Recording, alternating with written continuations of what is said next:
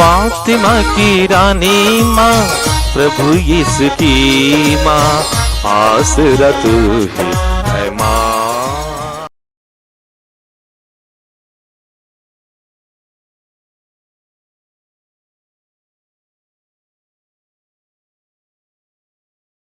पहला पाठ इफिसियों के नाम संत पौलुस का पत्र, अध्याय 4, पद संख्याएं 1 से 6 तक। ईश्वर ने आप लोगों को बुलाया है, आप अपने इस बुलावे के अनुसार आचरण करें। यह आप लोगों से मेरा अनुरोध है जो प्रभु के कारण कैदी हूँ। आप पूर्ण रूप से विनम्र, सौम्य तथा सहनशील बन जाएं। प्रेम से एक दूसरे को सहन करें और शांति के सूत्र में बंधकर उस एकता को जिसे पवित्र आत्मा प्रदान करता है बनाए रखने की चेष्टा करते रहें। एक ही शरीर है, एक ही आत्मा और एक ही आशा जिसके लिए आप लोग बुलाए गए हैं। एक ही प्रभु है, एक ही विश्वास और एक ही बपतिस्मा, एक ही ईश्वर सबों का पिता जो सबके ऊपर है, सबके साथ और सब में व्याप्त। प्रभु की वाणी। ईश्वर को धन्यवाद। भजन अनुवाक्य। हे प्रभु, ये वे लोग हैं जो तेरे दर्शनों के लिए तरसते हैं। हे प्रभु, ये वे लोग हैं जो तेरे दर्शनों के लिए तरसते हैं। पृथ्वी और जो कुछ उसमें है, संसार और उसके निवासी, यह सब प्रभु का है, क्योंकि उसी ने समुद्र पर उसकी नींव डाली है, प्रभु ने जल पर उसे स्थापित किया है। अनुवाक्य।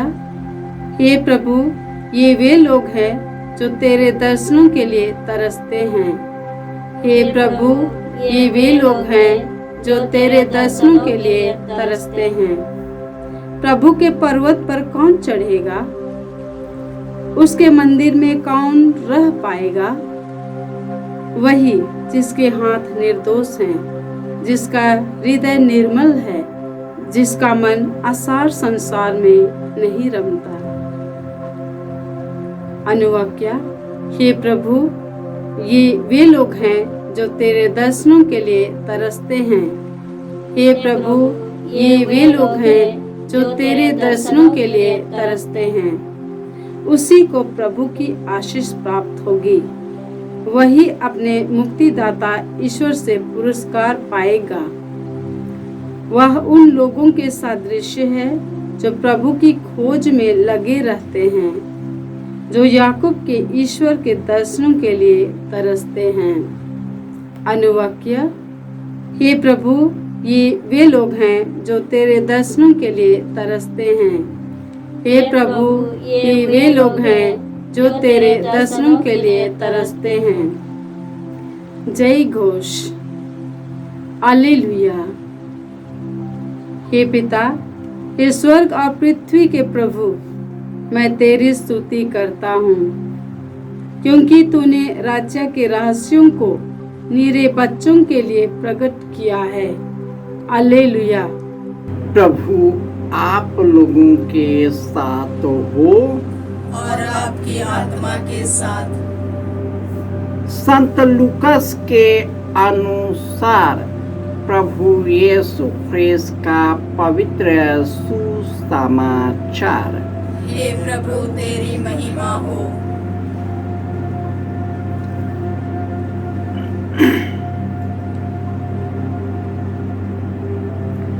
अध्याय 12 पद संख्याएं 54 से 59।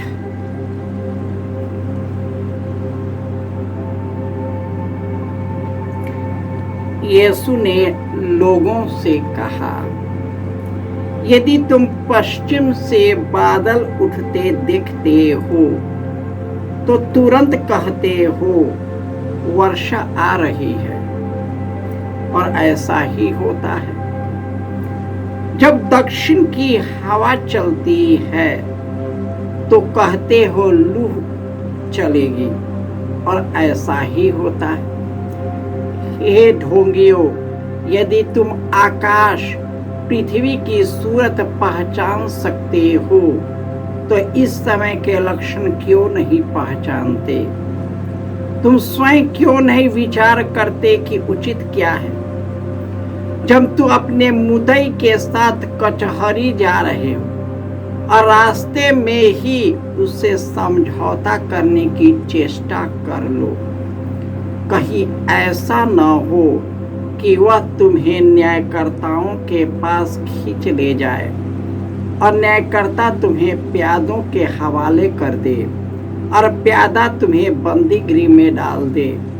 मैं तुमसे कहता हूँ, जब तक कौड़ी कौड़ी न चुका दोगे तब तक वहां से नहीं निकल पाओगे।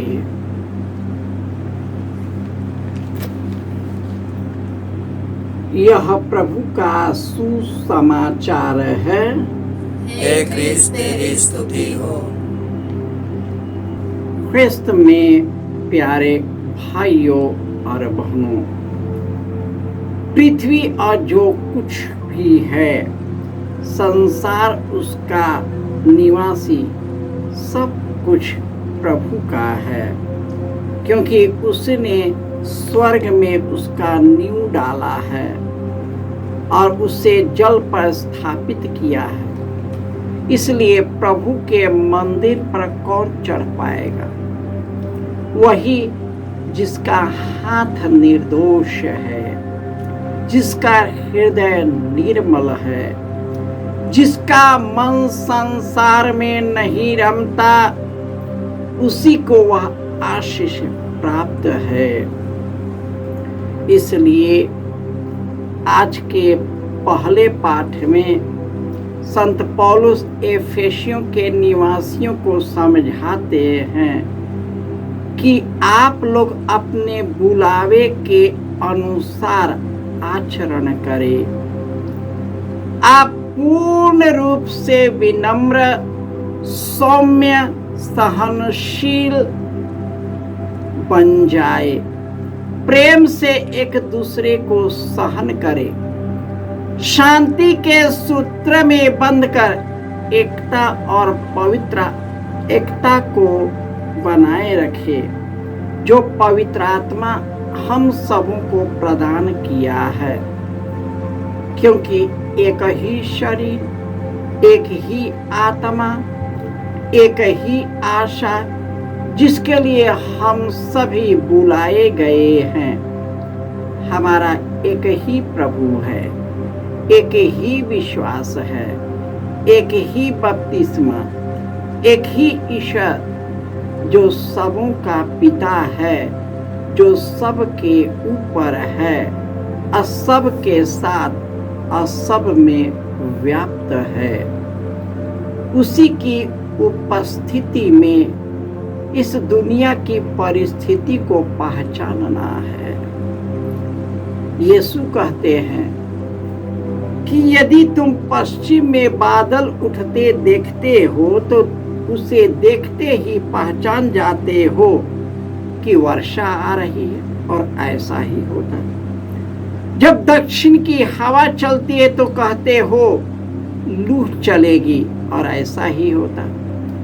रे ढोंगियों, यदि तुम आकाश और पृथ्वी के सूरत पहचानते हो तो इस समय के लक्षण क्यों नहीं पहचानते? हमें एक दूसरे को प्रेम के सूत्र में बांधे रखना है। हमें यीशु में पवित्र और निष्कलंक बनना है।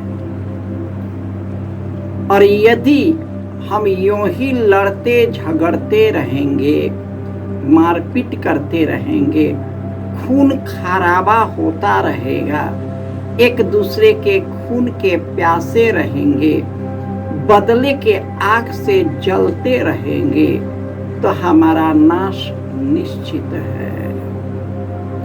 हमारा सर्वनाश निश्चित है। ईश्वर सत्य प्रतिज्ञ है। ईश्वर ने हमारे पापों को अपने ऊपर लिया है ताकि हम विशुद्ध मन से उसके पास लौट आए। वह हमारे जीवन को बचाएगा और हमारी आत्मा की रक्षा करेगा। यदि यूं ही इस संसार में बहते हुए अंधे की तरह चलेंगे तो हम खुद गड्ढे में गिरेंगे और दूसरों को भी गड्ढे में गिराते रहेंगे। प्रभु यीशु ज्योति बनकर इस संसार में आया है ताकि सब कुछ उसका अनुकरण करे और हम अंधकार, बुराई और पाप से बच जाए। अपने पुण्य कार्यों के द्वारा ईश्वर का प्रकाश हमेशा हम में जगमगाता रहे। जय यीशु।